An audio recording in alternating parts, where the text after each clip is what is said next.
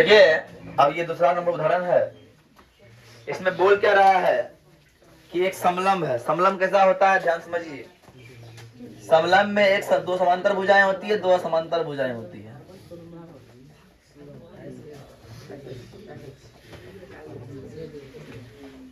ए B C D. ध्यान समझिए क्या बोला है। त्रिभुज समलंब है ए बी सी डी। उसकी समांतर दोनों भुजा समांतर कौन है, तो ये और ये क्या है, समांतर भुजा है। लेकिन असमांतर भुजा ए डी, ए समांतर भुजा ए डी और बी सी, यहाँ सी है। और बिंदु क्रमशः ई, यहाँ पे क्या है बिंदु ई, और यहाँ पे क्या है बिंदु एफ।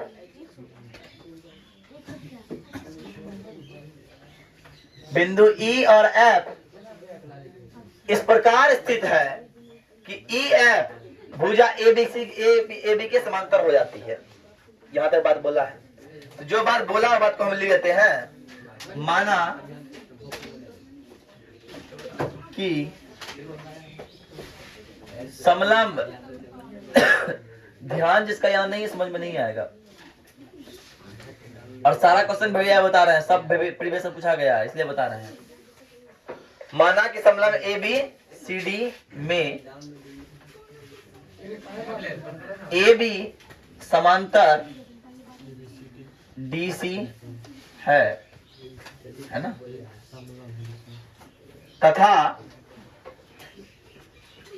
ए बी समांतर ई एफ है।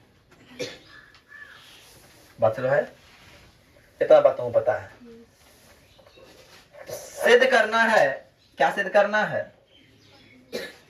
सिद्ध करना है कि ए ई बट्टे ई डी, मतलब ये बट्टे ये बराबर होगा बी एफ बट्टे एफ सी, और ये बट्टे ये बराबर होगा। लेकिन हमने तो प्रमेय जितना पढ़ा, कौन प्रमेय है, त्रिभुज के लिए है, इसके प्रमेय पढ़ा नहीं है। तो इसमें क्या करे त्रिभुज बन जाए, तो हम कर सकते हैं एक विकर्ण खींच सकते हैं यहां से अपने मन से। त्रिभुज बन गया।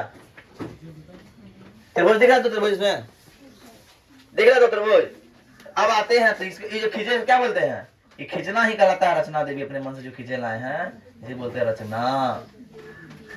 ए सी को मिलाया, और जब AC को मिलाया सर, जब AC को मिलाया तो ध्यान से देखिए, ये एक त्रिभुज दिख रहा है आपको,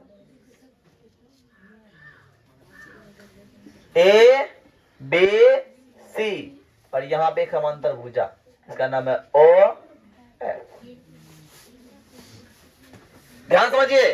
और बोला भी है कि ये भुजा क्या है, समांतर है, बोला है कि नहीं। तो प्रमाण में आइए, प्रमाण में आइए और ये समझाइए कि ए बी समांतर है ई एफ के।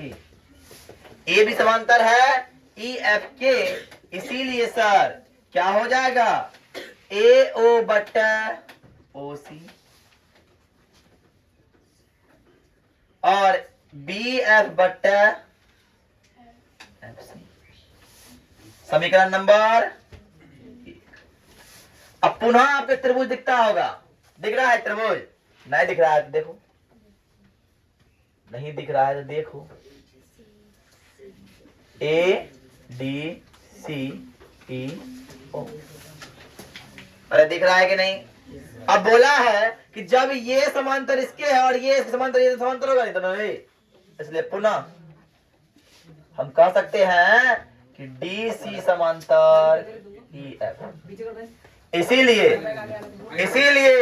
इसीलिए हम कह सकते हैं कि ए ई बट ई डी बराबर ए ओ बट ओ सी। समीकरण दो, समीकरण 1 और 2 बात समझ में आई। अब समीकरण 1 और 2 से मिलाइए। समीकरण 1 तथा 2 से।